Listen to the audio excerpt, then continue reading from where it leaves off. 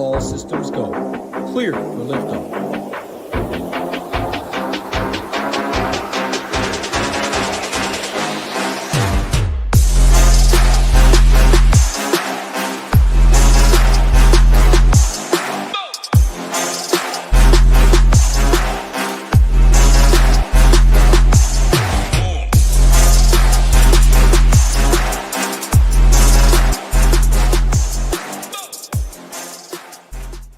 What's up, everyone? Tamboline here, aka ToeTagginTambo, back for another edition of the Takedown Breakdown, and back for the first time this season with my guy Nades. I think my guy Nades has a little bit of an echo on his side, but he should be all good. Nades, what's happening, man? We're going to break down the Week 3 NFL slate that was yesterday. A lot of success that we found. Shout out to our guy Sheets, Hebrew. They did the Saber Series show, premium show we have for all of our members over at Ship It Nation, and both of them had a really good day. Sheets with a huge run in the Millie Maker, finishing second. We'll review that shortly, but what's going on, my man? How you doing? Good, man. Good. Happy to be back. Hopefully the mic is good. It jumped to my webcam for some reason instead of my actual plug-in mic here. So hopefully we're better there, but now looking forward to breaking this down. Lots to talk about. Obviously, when we have slates like we did yesterday, right, with a lot of backups, a lot of backup running back situations, things like that. There's still ways you can play the chalk and be different. And I know one of your favorite sayings, we'll get into all of it there, but really heavy chalk focused day yesterday. And you just need to make a couple pivots in different roster construction while still playing the chalk, because you did need a lot of the chalk, in particular, Jonathan Taylor, Jordan Mason. You weren't winning anything without those two there. So looking forward to breaking it down and excited to be back here. Yeah, the slice and dice. We, hit it on the show yesterday. You were making light of it in the Discord, but everyone talking about the Mason chalk, which we'll get to in a second, and we'll show it off and sort of review some of the stuff. It always blows my mind when people are like, how does the horrible chalk get? It's like, it's literally one of the best plays on the slate, but guess how you can cut into that is you could play him with his defense. That's how most people got to the defense that landed on 30 points that you ended up needing. So kind of correlates and goes together. But if you got a 35% owned running back in the $20 Millie Maker, how about pairing him with his 4% owned defense? It's the same as I always say when those things get there and happen. Also, want to note, we've got a special guest coming on later. We've got our guy Tyler, MN. I don't know if it's Holla. We'll ask him. I think it's Holla, MN Holla. When he comes on later, Tyler will be breaking down one of his lineups. He's a mastermind member, and he's going to go through sort of his process, what he thinks about. That'll be the review process today. So excited to get him on for that. Do want to remind people the 3 for 3 promo, 3 days for $3, ends today.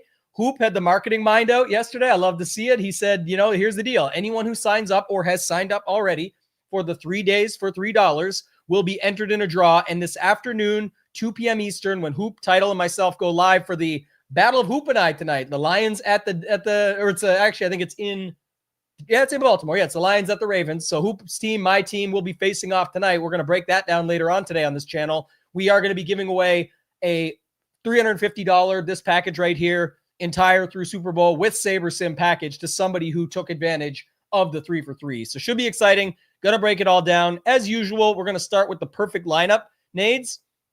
And just of note, yesterday, the $20 Millie Maker, Phil Nominon, who won it, had 231 points. Our guy Sheets, who we talked about, will pull his lineup up later and some of his stuff from the Discord this morning, mentioning how he got to it.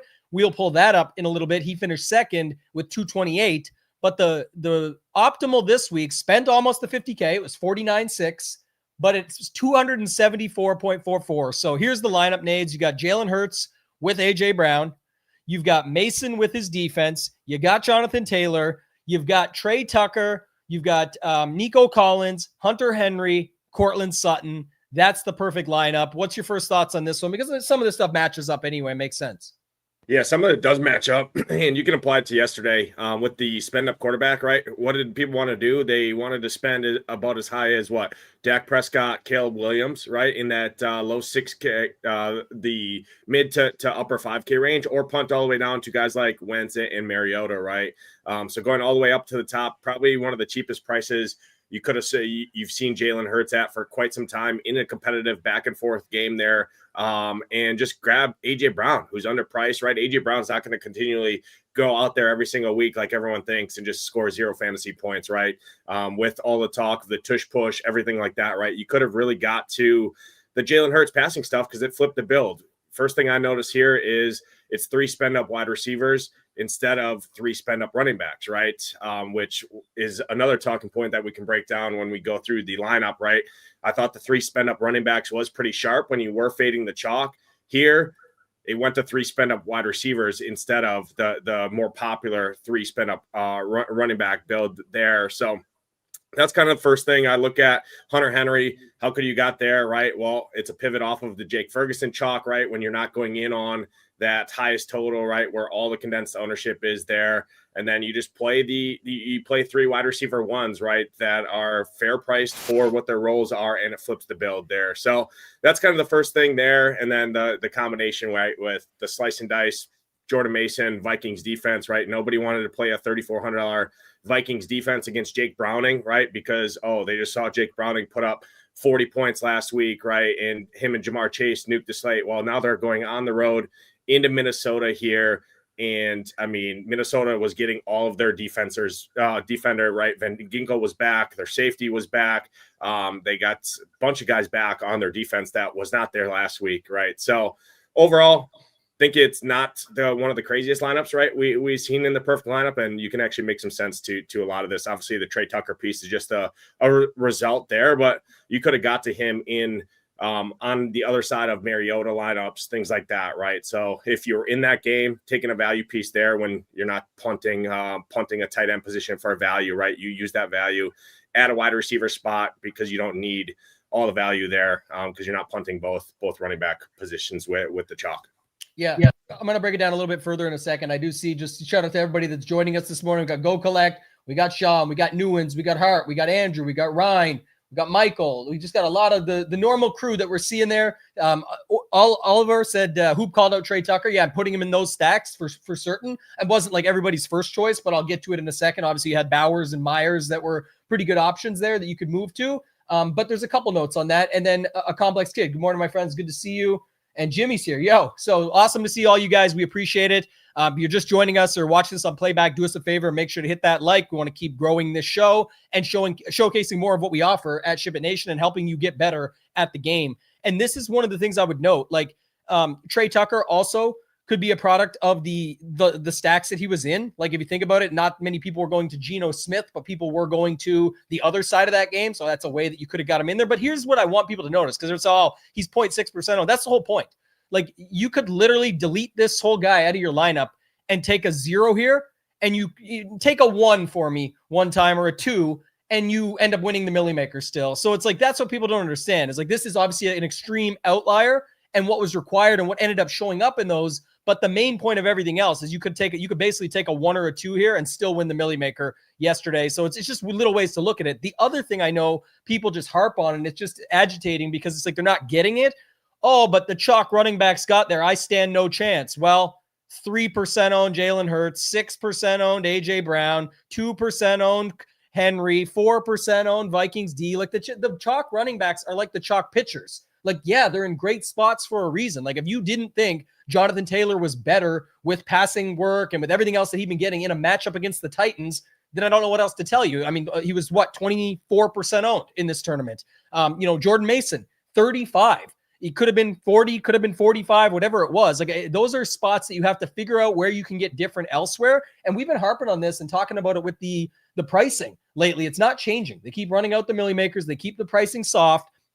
If you think about this optimal, and we'll get to the actual winning lineup in a second too, just the phenomenon who won the Millie Maker and whatnot. But if you look like AJ Brown, Nico Collins, Cortland Sutton, 6K, 73, 63, these are all guys that could be, you could say he could be 7,500. You could say AJ Brown could be 7,500. You could say Nico Collins is about right. However you want to look at it, they all have upside for that price if they have a big enough game. And spoiler alert, they're on the optimal. They all did. So that's kind of the setup there. That's what allows you to pair these other options in. And then a really low owned Jalen Hurts. I mean, you usually have, if it's what I don't get to, Nades, like think about it from this perspective. And I didn't get to this myself, but just noting it is if Josh Allen's on the slate or Lamar Jackson and they're 8K or 7,900 or whatever, is Jalen Hurts still 68?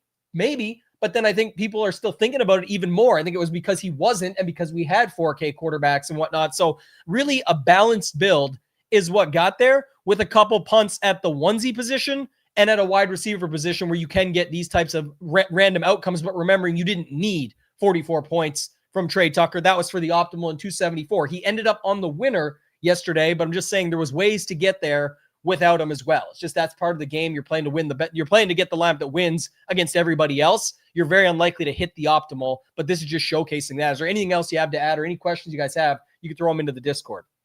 No, overall, I think you broke it down really good. And it's just we're not trying to be perfect. We're just trying to beat, like you said, right, everybody else, but we're trying to pull out how could you got to something like this, or at least in the same area code, right? Because this is 40 points more than what needed to win the biggest tournament on DraftKings, right? The main lotto, the $20 Millie Maker, right? Which you have 200 some thousand people in it most of the time, right? At least 150,000 people that you're trying to beat. You don't need to be perfect, right? But you have to be pretty close to perfect. And some weeks we see more, obviously weeks when 0.6 in a value of 3,400 drops 40. Well, it's probably not going to be that close to perfect, but at least you can still pull out, right, the different lineup construction thoughts and how to leverage the slate when you know where people are going, like we did yesterday, right? It was one of the most clear spots on the board for quite some time, right? Where you knew what the roster construction was leading up to. You knew what the cash build was. You knew where all the ownership was, and just trying to figure out how to play that differently is what is the name of the game, right? You talk about it all the time. People say you can't play chalk. You can't play chalk. Well, you can play chalk if you play it the right way and an appropriate way. And that's not always to say that it's going to work out, right, and get there in the end. It did yesterday, but at least you're putting yourself in the right position to give yourself a chance. Yeah, and this is just, we do this every week when we've done the show together in the past, and I think this is important to look at. These were our stack rankings from yesterday, so there's no finagling them now, and they're not saying they all hit or anything like that. It's more so just a show of what some people can't quite grasp if you're looking at a single entry or looking for ways to get different or even build it out from there. And this won't get to shipping the millie, but like to get to 200 points here, Nate, just a quick run. You literally run Caleb, Rome, DJ Moore with Jake Ferguson. There's your 3-1 stack that's very common that people build. You're not on Daniel Jones. Whoops. Let me do it this way. You're not on Daniel Jones in that lineup, obviously. I don't know why my stuff won't connect, but let's get it running properly here for you guys so I can run with this. You're not on Daniel Jones. Maybe you throw in Jonathan Taylor. Obviously, Minnie's in a great spot with their passing game there and Carson Wentz being so cheap, et cetera, et cetera. But if you're rolling the chalk in Jordan Mason, you plug him in. So now you've got three guys from Chicago, one run back at tight end. You filled that. You got 2 running backs. Where is the Cincinnati quarterback in our stack rankings that maybe you could run the Minnesota defense against? Oh, almost dead last at the very bottom. So you plug in the Minnesota defense. You know who else is down here? Baker Mayfield. This is just a lineup I plugged in earlier. So now I plug in Bucky because I'm fine. Nobody's really on Bucky. It's a way to separate me and get me a little bit different. And then I can't be on Kenneth Walker. So I'm going to stay up in just this upper tier. And boom, that lands me exactly on Jackson Smith and Jigba. That's like a 206-point lineup that you can run comfortably in single entry. You have a couple outliers. You're not on all the chalk together. The defense is different. Not as many people are on that setup. Most people have Lamb or Pickens or Dak or some other piece of that other game. So that's just to show off that you can kind of get to this stuff in different ways. We obviously cover it all on the stone so that you can see it. But I want to go back to here. This is the other one that I always bring up, Nades, like Jordan Mason. Even if he's 30%, he's almost 25% to be optimal. Where is in our numbers? These are our numbers adapting and then using everything across the board. Like Bijan was up there at 21, but obviously a lot more expensive, and a 21-point projection is not that much more. If you keep going down, Saquon nowhere near that. He's less than almost 10 points less than that for optimal.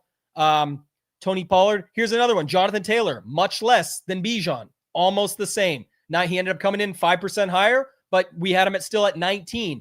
This is why when people are like, oh, I can't believe that chalk got there. What can't you believe? They're literally on there. You have the tools in front of you. And if you're not with us, you can get in for $3 to find it. But it's all built into it. Kenneth Walker, 24%. So it's no surprise these guys pop. But if you weren't on Kenneth Walker, maybe it's JSN. He's also popping off the page. So it's all about how you're putting it together. It's not who you play. It's how you play them. Look, the other guy at 24% was Christian McCaffrey. Pretty good day. But also, do you need 8,200 or do you need 5,800? Well, how do your builds look? If you want more of those expensive wide receivers, you're going to want to work with those other spots. And that's where you can go to different things and find different angles in where Obviously, we know what fit with that was when you go back to, where is it right here? The obvious, but Caleb Williams, Rome, you're setting it up. All these guys are, solid optimal numbers at their position. Trey McBride, much higher, but also costs $1,700 more. So that's just some of the ways I use the tools, Nades, and I think we'll get to more later when Tyler hops on with us. But is there anything you want to add there before we get into breaking the $20 down?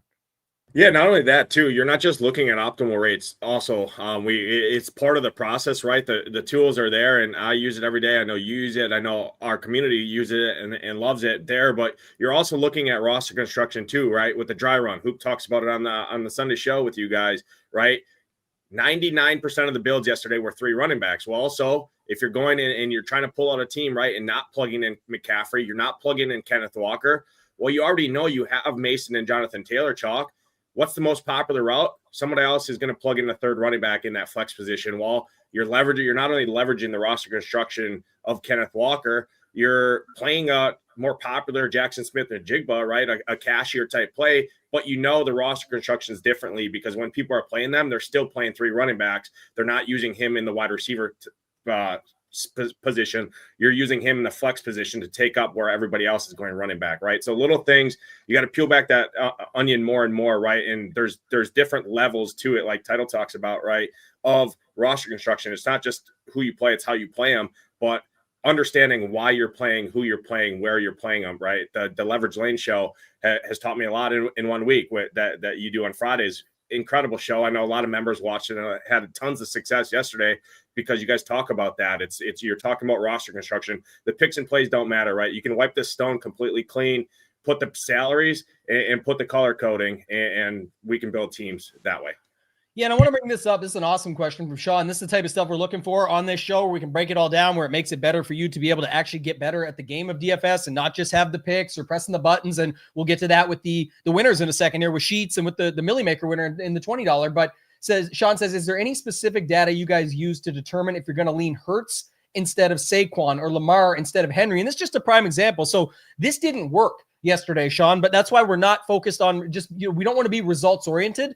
Just because you saw, that's why I had this one up as well. Just because you see the 30 and the 25 here, I mean, basically, let me just go find it here. Just 1 second. I'm sure it'll pop up within 2 seconds. What did, so Rome only had 15, but Caleb had what? Caleb had like 29 or something. So again, you could have made it up elsewhere, but just of note, the 30 and the 25 is basically 29 and 15 or 16, and it's $1,000 less for Rome and $1,200 less there. You would have been able to move up something else somewhere if you wanted to. Again, it's all subjective because you're like, well, I don't want to move off him because he ended up getting 43 points. We're not being results oriented, but just going back to the stone, that's why I brought this up. I think this is an important thing to look at. Jalen Hurts was not popping off the page. Neither was AJ Brown, but you know what you're doing when you land there. It is still the Eagles. They are still at home. They do still have a 24-point team total, but it's all about your roster construction. If you were already paying up for, I don't know, CMC, Jonathan Taylor, and then you loved Jordan Mason, you just weren't going to move off him. That's how you can put a Jalen Hurts and an AJ Brown around him. So you have to decide whatever your starting point is or whatever you're using to look at to make some of these decisions. And that's why when I used our stack rankings, I said, okay, what sort of all goes together here? And it's not saying it would all work out, but let's say you went with Sam Darnold, JSN, Cooper Kupp. You say, I'm going to leverage Kenneth Walker. Well, here's some run backs. I can go with Juwan Johnson, Olave, whatever you want to use here. This is the data that I'm using. I'm using Ship It Nation data. It's a bias to my own stuff, but it's just saying a lot of it's already baked in. And when we get to the message Sheets posted this morning, I think that's important to talk about even further. But then I'm saying, okay, that's a pretty cheap stack. And that's just an example of a 3-1 as well, by the way. But I'm saying that's a pretty cheap stack, right? If I was running this, not results oriented, just saying that would not cost me very much money at all. But I may not want Kenneth Walker now that I got this. So I'm looking here and I'm going, okay, well, I'm not on Minnesota, so let me plug in Jordan Mason. I got money to spend. I can spend it on the Indianapolis spot that I talked about, on Jonathan Taylor. I could spend it on Bijan. Well, he did not come through. I'm just saying if I'm not on these guys and their passing attack doesn't look as strong, why not go in on Bijan there? So you're moving things around to make it make sense. Maybe with Bijan, and it's Juwan who I went with, that fits me in McMillan and in there, and I get a secondary stack. That's how the lineup's all coming together. It doesn't mean you'll always land. No one can promise you to land you on the right side of the coin. will show you the process and the game theory and the ideas behind it, that it's not just picking the plays, it's how you play them all together, how you play them for the type of tournament that you're in, lineup selection process. If you are doing MME, what's that contest selection process look like? So all these things that are extremely important when you're building out lineups and going through it there. So we're going to get to this in a second, Nades, with our guy Sheets, but I'll pull that one down. Go Collect, I pulled it up earlier, but he said the chalk running backs are chalk for a reason most of the time, especially with our bubble getting sharper and the pricing still super soft. Yeah, you might have to eat that running back chalk and then see like the optimal lineup did. It had all names you know and love and could see having big games, but it just, in the end of the day, everyone just focuses on one thing, like chalk running back got there, or you needed Trey Tucker to break the slate. Yeah, like that can happen, but there was other variations that could get there as well. It just so happens that when people have him at $3,400, 0.6% and 43 points, that's going to really help your cases. So let's go to this $20 Nades. I know you got it right in front of you. The winner was Philnomenon, and it was Geno to Trey Tucker with Bowers. It had Jonathan Taylor, Christian McCaffrey, Jordan Mason with his defense, and then it had DK Metcalf as a one-off and Pearsall as another 49er in that lineup. We got the Jennings news early yesterday, obviously. So your thoughts on this lineup as we go through it here now? Yeah, the first thing that I see is the Geno, Trey Tucker, Brock Bowers stack is $14,600. Guess what also was $14,900? Caleb Williams, Rome Odunze, Jake Ferguson, right? So you're using the exact same type of setup. You're leveraging the slate, right? In a contest this big, right? 191,000 entrants, when you know the most popular game, who still, right, had good games. They still, right? Rome had a good game, decent game, right? Caleb had a good game, but you already know that's where the chalk is. So you're not only flipping the build there, you're spending up at a tight end position, right? Where most people are playing Ferguson as a part of that Caleb Williams type stack there. You're going in on a game, right, on the other side of Mariota, right? Everybody wanted to go to the $4,000 quarterback in Mariota. You're going to the other side. Well, if Mariota's having a big game, it's likely that they're being pushed, right? Ashton Gentry hasn't really come to fruition, right, in this offense. They went out and got Geno in the offseason. They're still going to pass the ball, right? They've shown that they're capable of passing it. Geno has been a gunslinging, Millie Maker winning quarterback, right? For what is this? Like his third or fourth time ending up in the Millie Maker there. So that's the first thing that stood out to me was flipping the build. Trey Tucker, Brock Bowers, Geno Smith, $300 off of the more popular route, right? At a fraction of the ownership, 7%, 0.6%, 1.1%. People say, how do you get to Trey Tucker? Well, you look at how to flip the build like that with a roster construction that still makes sense when you want to play the chalk running backs in Jonathan Taylor, Mason, and McCaffrey, right? The main ones were Taylor, Mason, Kenneth Walker, McCaffrey, and Bijan. Those are kind of the main ones. Most rosters had three of those, five running backs for the most part, depending on how you shook it out, right? So you're still playing those, but guess what? How do you cut into a 25% owned Christian McCaffrey? Well, you take the combo pack and play a Ricky Pearsall, who has injury news in that mid-tier, who's also a pivot off of Rome Odunze, DJ Moore, because you're already leveraging that stack going to a Geno Smith, a Trey Tucker, a Brock Bowers. You're not going in on that game. So you can play a guy that's in that range that's also, hey, maybe Ricky Pearsall outscores all of those guys in that range, which, hey, no surprise. Guess what? He did.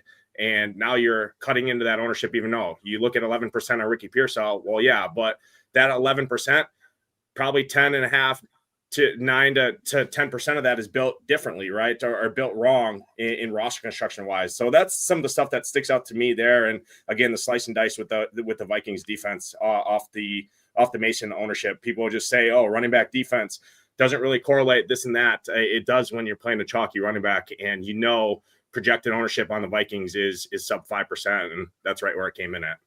Yeah, I wanted another one that somebody hit me up on because it was kind of funny. I said it yesterday. He's 4,200, mind you, but I said, like, Luther, if you want to take a stand on Luther Burden III, I don't think that's smart. Like, obviously, like something like that in that game is not necessarily what you need to do. There was already guys like Swift, completely low owned, Komet, things like that where they're min priced, and if you got to use that spot up anyway, and he had a touchdown, it wasn't like it was needed. My point being, though, Luther Burden III, nowhere to be found.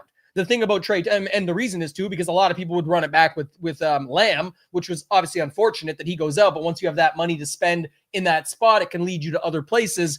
Interestingly enough, a lot of these Geno with Trey Tucker lineups that just landed together due to natural correlation and stacking, and make other guys fit in for ceiling scores. It didn't actually have a Washington run back in the majority of them, right? That's kind of the other thing to remember. It's that, and they got smashed too. That's the other thing. It was 41-24. Washington crushed them. So it's little things like that. Just back to Sean's thing, another thing I thought of as well too, like as the season goes on and it becomes more prevalent and we get more data and things like that, we have the DVP rankings, as do others, but I'm just saying, like, that's another thing where then you could start to look at the matchup. But remember, for everything about that matchup, it typically gets baked in. So everyone says, oh, you know what? Clearly it's Derrick Henry because he's in the smash spot. Well, in something like Showdown, that could just be where his ownership gets completely inflated. And now you're in a spot where you say, okay, I can go a different route here. And it's not how often you're right. It's how much you win when you are right. And if you go different for that reason, it's not like Lamar can't do it. We saw week 1, people liked Jonathan Taylor. Danny Dallas runs in. Danny Dallas, by the way, another good game yesterday that, people told me it wasn't possible. So, things like that you're looking at are important to remember as the season goes on. Let's look at Sheets. So our man Sheets came in. We're going to have our guest Tyler hop on in the next 5-10 minutes or so. I'm getting him the link set up now. But just to note, this is a member-only benefit. If you signed up right now for the 3 days for $3 and just went back and watched this video, it's very easy to find on the site. You go to am I sharing my screen for this now? Yeah, I am. You go to the live Q&As. These are weekly. It's right there. Rio and Sheets did this exact video that's on the screen for our members only. This is part of our Sabre series. It's an actual process show that they do. Sheets, silver medal, second place in the Millie Maker. We'll break down his lineup here in just a second. I actually have more to it. That finished for 100K. And then Rio, another profitable week this week, winning the 555 single entry for 10K. He was right behind Sheets in the Millie. I think he finished 20th or something. 20th dead on with a Caleb Williams, DJ Moore lineup. It had Ferguson on the run back, so he went with a 2-1. Then it had Jonathan Taylor, Jordan Mason, Kenneth Walker. How dare he play those 3 chalk running backs? He had those in there. But then he had Olave in there across from Walker. He had Nakua at 15%, who we know can have a big day. And then he sliced and diced with the ownership on the Vikings D. 215 points. Olave, Moore kind of didn't do much. I'm sure there's lots of people up there. I can go through them all quick, but let's see if I can find the next highest Moore. If those freaking Luther Burden points, there was a couple guys ahead of him that still had more, but he would have had a much bigger day. There's probably like 5 or 6 guys above him that actually had more in there and didn't get there with it. But still to note, this is a huge value add to everything, because even if you're using SaberSim at another site or whatever it may be, we always talk about jump ship. It's a huge value add because you're getting SaberSim the same that you can get on SaberSim or other sites that are partnered with them. And then you get a show like this every single week where you've got Sheets and Rio breaking down their process, 2 super users of it. And I'll go to that to look at his lineup because it's right here. And I'm going to try and make this as big as I can, Nades. This was in our Discord, 8:12 a.m. this morning. That's my time. So, Sheets is up at the crack of dawn. That's 7 a.m. Eastern time. He's probably up before that, too. He says, if anyone cares, use custom projections. Talk about that more in a minute. No changes in rules or stock contest fields from SaberSim, and allowed all stack exposures. I considered Xing out some, but opted not to. Then just fired it. Got too lazy to late swap and ran hot. Obviously didn't look at any exposures or lineups otherwise. I would have never had anything like the ridiculous lineup that happened to get there. The old quarterback +3 with no run back from a team that loses stack. Of course, ensuring that the most solid part of the receiving trio completely busts at 1.5x. Obviously meant to have this. And he's a bit of a jokester. We love Sheets for that reason. But just to break it down and see it, this was his lineup right here, Nate. It might be a bit blurry, but I think people will be able to still see it. And I'll try and blow it up as much as I can. But it was Geno with Jacoby, Trey, Brock, and then he had, again, surprise, surprise, Jonathan Taylor, Jordan Mason, Christian McCaffrey, and Vikings. And then he had the Pearsall with McCaffrey like we saw in the other one. So I guess give me your thoughts on this first. I've got more. I'm going to send Tyler the link in the meantime, and he can wait behind backstage till we bring him on. But give me your thoughts on this lineup while it's up there on the screen. Yeah, I don't know. I didn't do the math. I don't know if he had $200 left over, right? But people could have. There's no way I'm playing a QB +3 and no running backs. Well, Sheets just said that right there, right?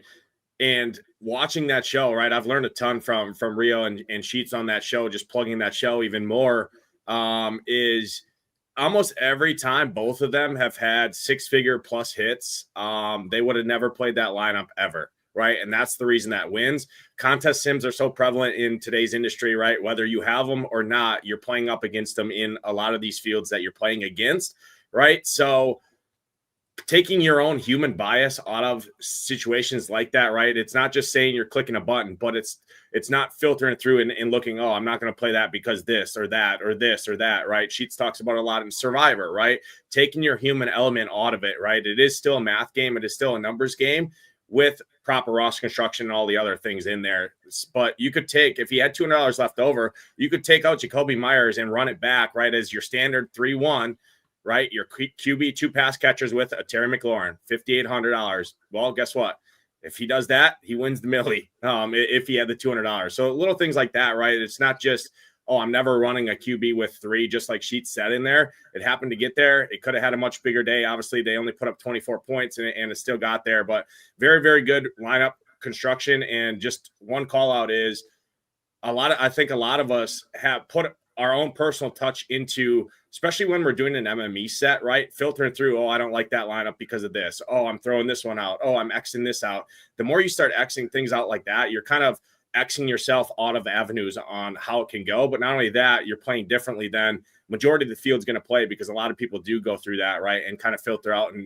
And there's times where that probably helps you out. But that's another point that I'm trying to get better at, right?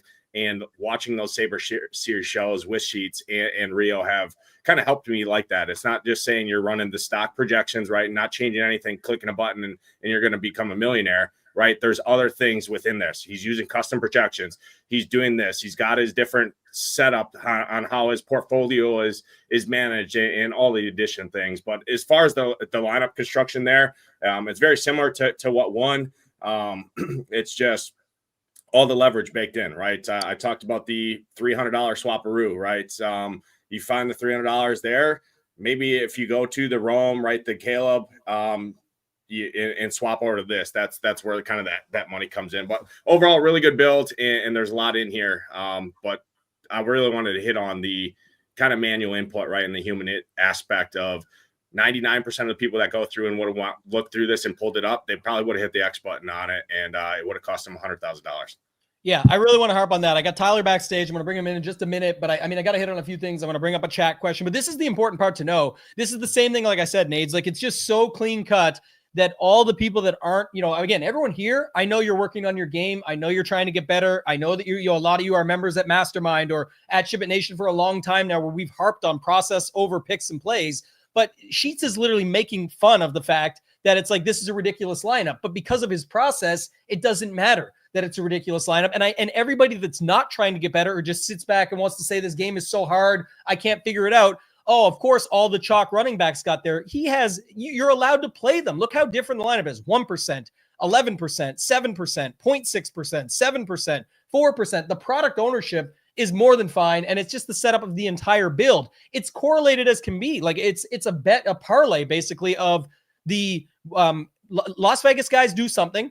The San Francisco guys do something, and 2 of the best running backs on the slate do something with one of the, by the way, either of their defenses would have been great. I know that the Indianapolis defense wouldn't have got him the 100K, but just to note on any given lineup, like that would have been, he could have had something like that in his set somewhere else that maybe has something different, right? Maybe it's McBride and the Indy defense. And then you have a bet on that game of San Francisco, Arizona. You still get some McBride points that make up a little bit for the Indy D, but it just all points to show you could set that up anyway. Maybe you could have had McBride here instead of that and won the millie, right? What did McBride score? 15? Yeah, it's a millie maker win. He lost by 3 points. It's a 2.9. It's a millie maker win if McBride somehow gets filled in there instead of the quarterback +3 no run back. It could have been the quarterback +2 no run back, and then put in Arizona, and it would have been a bet on Geno with his 2 wide receivers, parlay point number 1, Pearsall, McCaffrey, McBride, pick number 2, spot number 2 that needs to work and make sense. The 2 running backs that are probably in the better spots, Taylor and Mason, and one of their defenses to go with them, which counts under one of those 3 or 4. So try and make it like I would say, Nate, try and make it a 4-game parlay, and that's how you can do it. This was similar. It makes sense. It's just noting that's results oriented. We don't do that It's just to show it. Like if you guys are wondering how these things happen, that's kind of the setup of it. But I want to go back to this because two things that are coming up. One, if anyone cares, used custom projections. I know so many people in our Discord at Shipping Nation and so many people in Mastermind and so many people in general that play DFS that think he literally popped on and pressed buttons. Okay, this is what we have to get very clear with everybody because it's important that you know this as you're trying to get better at DFS. There is people that know how to cook and they're chefs at really good restaurants. And then there is Michelin star chefs that there's the science of knowing how to cook and having the right stuff to do it with and so on and so forth. And then the art is a little bit there, but the true art is the Michelin star restaurant chef. That's how they've got their accolades. That is Sheets. When he just says used custom projections, remember, there is years of back testing. There's years of going through and setting up that formula. So, of course, when he submits his custom projections, he just runs them stock and trusts them because the inputs are the outputs, and he's already created his secret recipe. That's his blend. If you don't have your own blend or you're just trusting the store-bought blend, which is like Ship It Nation, you're in a much better position than not doing anything at all.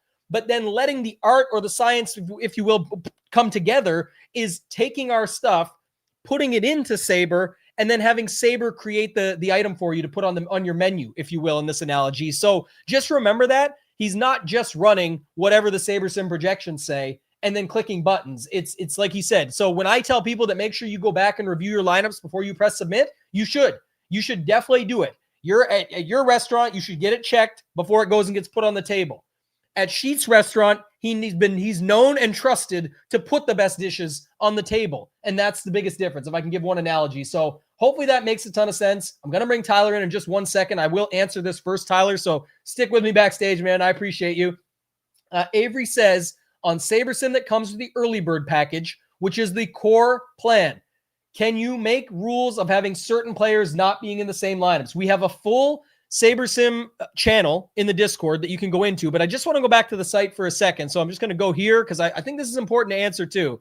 We've had people ask about AM only, PM only. We're very transparent about our stuff. We don't hide anything. The pricing is up front. It's clean and clear. We're meant to be affordable. The breakdown is right there to show you what you get. The key that needs to be noticed is there is no option to get single sport with starter or with ultimate. You cannot get starter or ultimate with a single sport. It would end up costing the same price as you can basically get all access for. So that's the difference. So if it's not about really an upsell or what you want, what you need, all that. Some people just want the best and buy ultimate. I'm not even, pressing for that or saying that. But if you want more features and you want more ability, that's why the starter package exists and why it's set up the way it is. When you have the core package, it is 150 lineups, 250 lineup pool with late swap. There is no ownership projections for AM only or PM only or the alternate showdown slates or any of that stuff. So Sabre score, which you can use within this, is not going to be valuable to you when there's no ownership to go off of. So the difference in price to get to this, if you're paying $69 a month or $349 for the year with NFL core, you'd be better off just to go up and pay the slight difference. It's like $1 or $2 a day, depending on the plan that you're on, if you actually care about all of those slates, because you'll get the additional projections and ownership. You'll get the other sports and alternate slates. You'll get the ability to look back in contest flashback. And the most valuable, more lineups is nice, but the most valuable is for sure portfolio diversification. Competitors are charging $100 a month for this add-on. It does not cost anywhere near that to get that here. And if you're playing multiple lineups, it is limiting your downside while capturing your upside. And the goal is to be sustainable and to stay in the game. And that's what it's all about. So hopefully that helps. I just want people to know if you need an upgrade or want an upgrade, you can get it at any time. There is no pressure. Our whole system is set up so that you can try something first and then go up. Try something first and say, okay, now I need the bigger one. I'm going to go up. You can go up or down as you please. It's completely prorated and we're good to roll. So let's do this. Let's bring this lineup up on camera here. This is Tyler's lineup. And I'm going to bring Tyler in. And I'm going to switch our overlay. And Tyler, you can hop off mute, man. I really appreciate your patience in the back there. What's going on, man? How you doing today? Check the audio. Check the audio.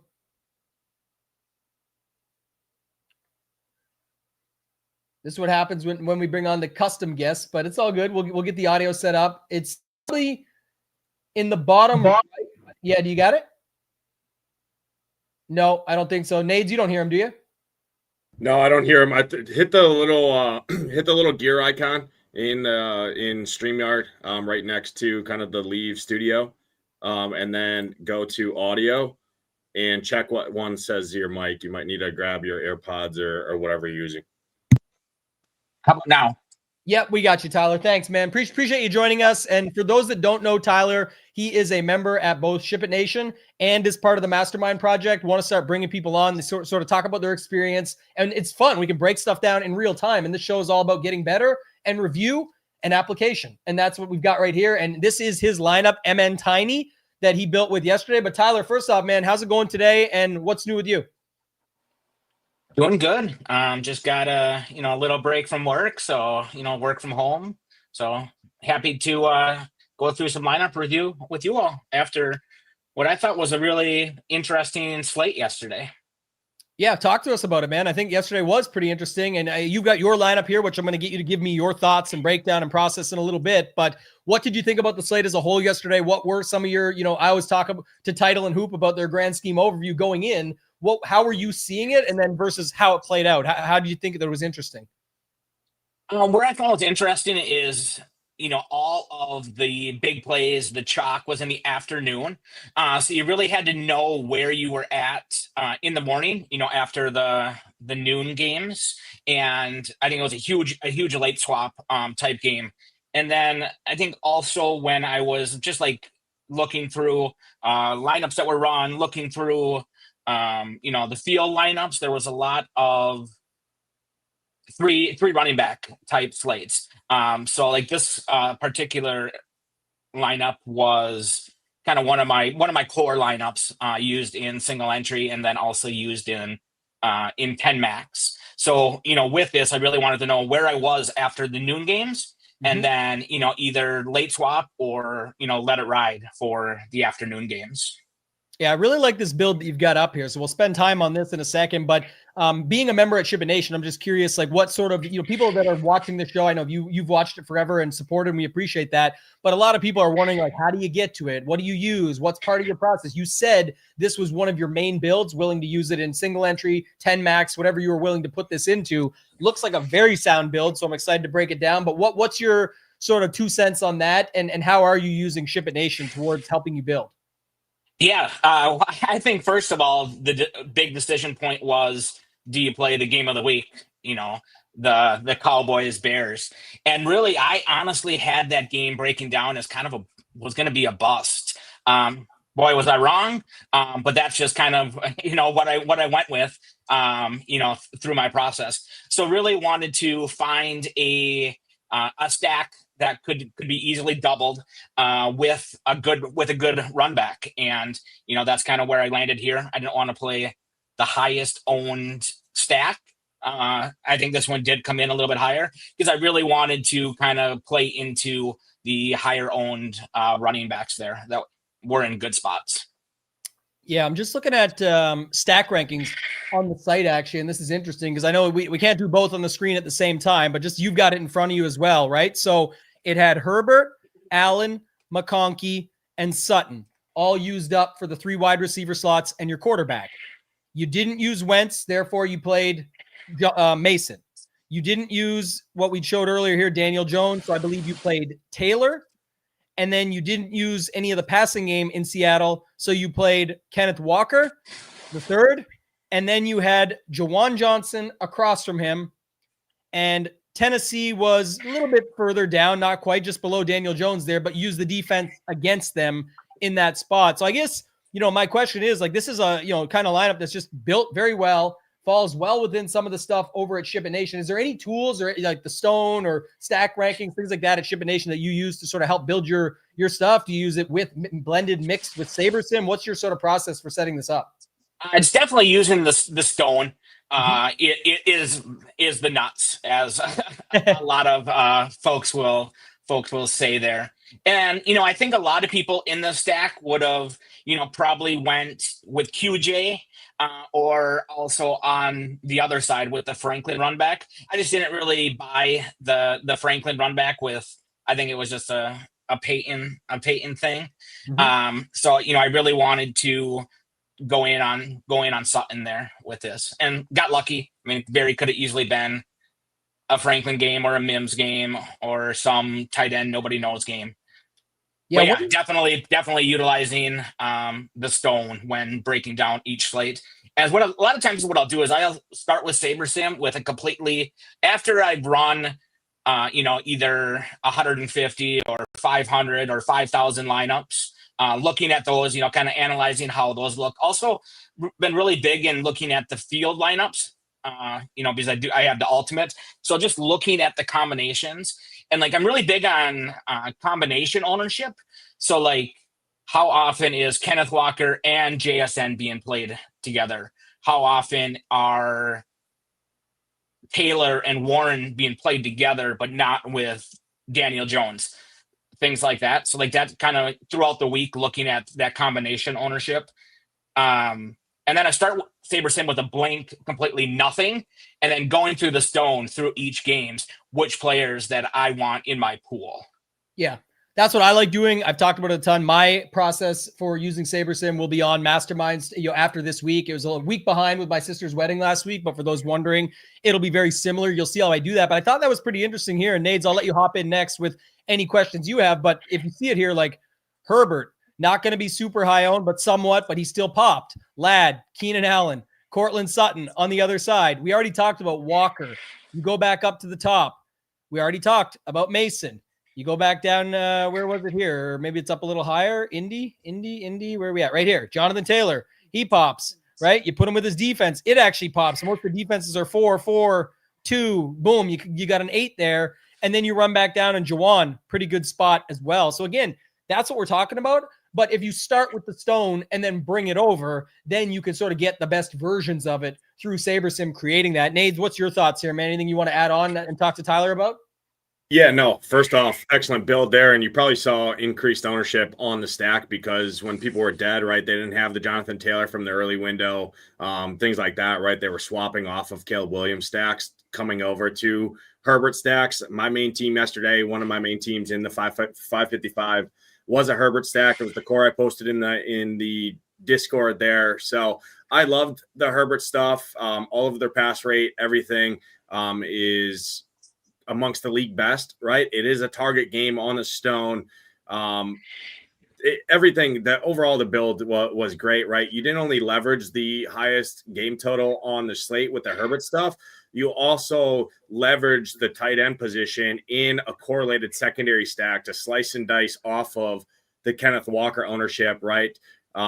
Tambo's analogy with chalk pitchers being chalk pitchers for a reason in baseball. Obviously, I've played every single baseball slate all year. Usually the chalk pitchers are good for a reason, right? They're good at baseball. Usually the chalk running backs are chalk for a reason because they're either injury or they're playing a team that just is terrible against the run. They're not splitting carries like a 50-50 backfield, right? So it's very important to know that how to play them. You can still play them, right? You can't just go in there and play the 3 chalk running backs with the Caleb Williams, DJ Moore, Rome Odunze, Jake Ferguson stack, right? Well, if you're going to do that, you better play double ups and cash entries, right? So overall, I think you broke it down really well and understood and explained how to use the tools on the site, right? It's not just, oh, I use SaberSim, I pressed the button and I came out to this lineup. No, you're putting your inputs into SaberSim using our premium tools, the stack rankings, right? The stone, and then letting Saber use the projected ownership and use all of their formulaic data behind the scenes on how they build lineups, right? To build in those leverage plays within a pool that you had manually inputted, right? So overall, I think you broke it down really well. And my main lineup was really similar to this as well. Yeah, I like this core as well. I was on Franklin, like you said, but I had Ladd, I had Keenan Allen. I sort of had a bit of this setup. But I would have another question for you, Tyler, actually, is, one thing that I think people struggle with. Now, you'd already voiced it at the top of your mention here, so it's fine. But just to go back to it, I am curious about your thought process on this. Is it was a late swap slate. It was a wait and see slate. You'd already got there. Jonathan Taylor crushed. Mason crushed. You didn't have the Minnesota D. You probably wish, it had a little bit more, but you're not going to complain about a flame and a 15, and you're in pretty good shape heading into this afternoon. But all the rest of your guys are on the afternoon. Is it because you thought the game was going to be a bit of a bust and you were just comfortable still having some of these lower owned pieces in the secondary game? or that you really liked it? How do you make that decision of saying, I'm going to stand put, or for somebody that was thinking, should I late swap? Because you did have a lot of the morning go your way in this particular build for sure. Yeah, I mean, I think I went in, I think when I started like looking and building on like Friday and Saturday with I determined, I mean, it's always a late swap, but I think there's sometimes where there's just nothing, very minimal, in the late window when it's a 3-gamer with the highest total is like 44. But just going in, I knew it. But then, so, an hour before the lock of the second window, I went through my line, went through who was the standout players, who was at the top of, when you go to player and score, who's the top there. Well, I had, 3 of the top 10 or whatever, maybe not 3, but for sure 2 in there. So I was like, I'm sticking with my game plan. I feel just as confident with the Herbert double, because I truly thought that Dallas and Chicago was going to flop. Yeah. So I felt super, super good with it. And that was like my plan that I had going in. Yeah, I like that. And I think it's a key to note. And that's why, when I'm always trying to tell people like, oh, but I got to do exactly what this thing was. If you're fine on one of your main lineups and just keeping it and standing put based on your original thoughts and inputs, and you still have a really good lineup that's set up like this, I've got no problem just sticking with your guns and not, people always think, oh, now that this morning piece hit, I have to go flip to Chicago, Dallas, because that's the case. It's like, well, not really. And also, it's not like the running backs that did get there in the morning were a bit chalkier. The bigger decision on like the late swap would have been if Taylor and or Mason busted at that ownership in the morning. Then it would be really tricky trying to stay on Chicago, Dallas, and play catch up. Versus that, you'd be looking to really pivot at that point. Maybe you're going to the other side of this with Bo Nix and Sutton and Franklin and a run back in Allen, or trying to do something different that way. But I like that you just sort of stuck with your guns and stood by it there. Ryan says, I love the MN accent. One of us. So we got a lot. Sure. Don't you know? Yeah, exactly.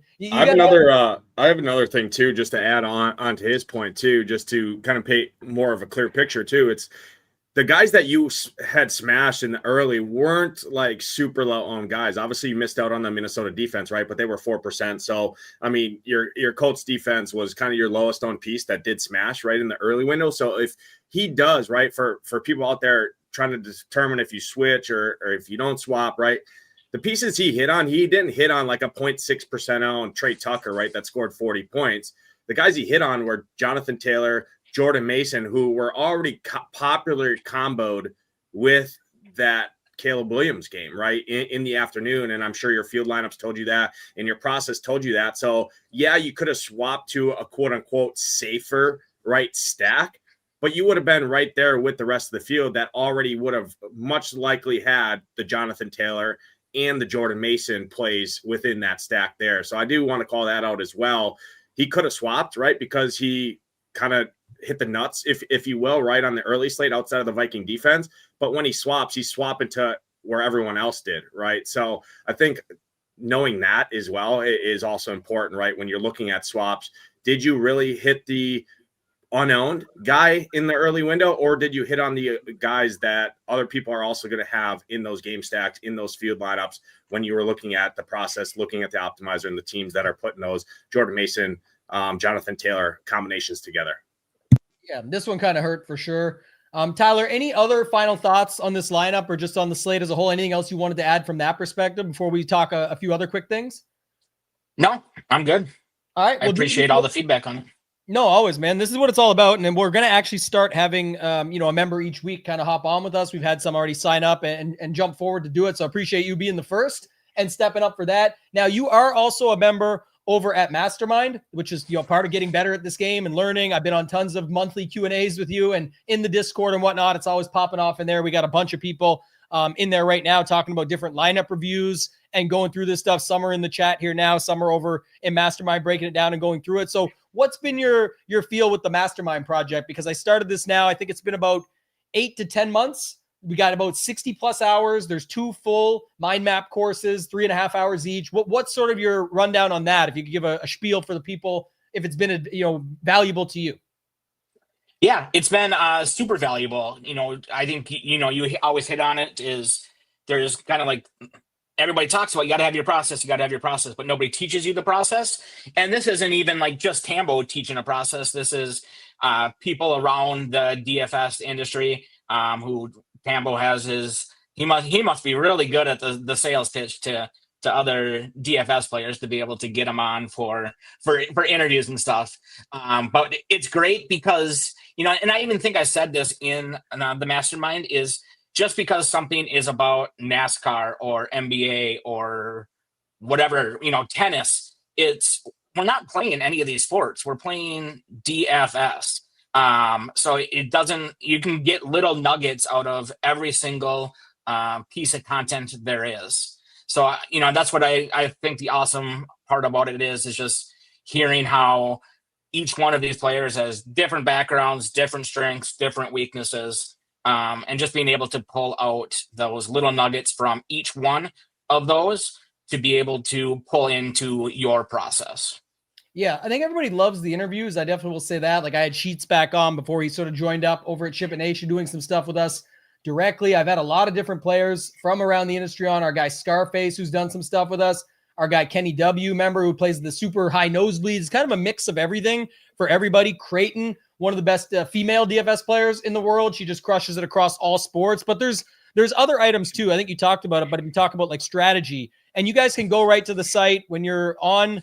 If you start here, you can click Mastermind. You can go to the free tour and check out everything that you can get on there. You can click free course. And if you want the free course, you can sign up for the Mastermind Blueprint and get in and just put your email. It'll send you that. It's a 59-page free DFS guide that breaks down a lot of what's really in the first step of the free tour. But if you go back to the free tour page here and see, you'll see that each month there's certain things, some months less than others. Right now, obviously, has been a tricky time, but just to note it, like these are all the different things that you get. There's learning events. There's a monthly roundtable Q&A. There's case studies, reviews, the exclusive interviews. The community kind of sets up for what the content they want to see. The private Discord that we talked about. Tons of different testimonials like Tyler's here that you can see. The courses that you get where it covers all the basics and beyond. This is sort of the top 10 things that everybody wanted to talk about. But when you do join up, you also get the additional 10 in part 2 of the mind map. So just to note, when the season started, we did shut it down, right? We stopped the one-time memberships, but we did open it up for 50 more spots. So it's the first 50 to get in. It's no additional bonus for the first 50 or anything like that. But if you do sign up, get the free course, or just send me a DM or shoot me a message and want to get in, join Tyler and the rest of us. Nades is in there, bunch of members. Rio's done an interview, been in there, but you can join. The one time is $298. You pay once and you're done forever. You're locked down lifetime membership, or you can split it up into 4 equal payments of $74.50. So let me know if you guys want to get in. Nades, I don't know if you have anything else to add before we get out of here, but Tyler, really appreciate you hopping on and doing this, man. It's been awesome. Go ahead, Nades.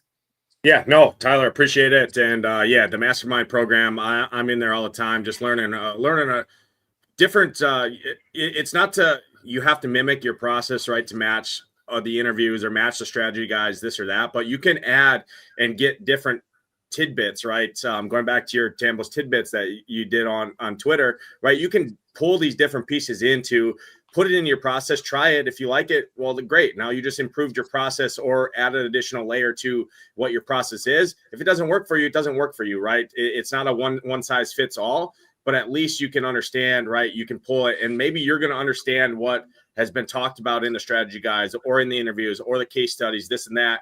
And you're going to have a different interpretation on that. That's going to become better in your process, right? You're going to see things differently. And that's what it's all about, right? To ultimately get to that goal of where you become a repeatable, profitable DFS player, right? Obviously, you're going to have bad breaks. Everybody does. You're going to have this, that, the other thing go vice versa, right? And not go your way. But at least you're learning and taking different tidbits from some of the most profitable players in the industry.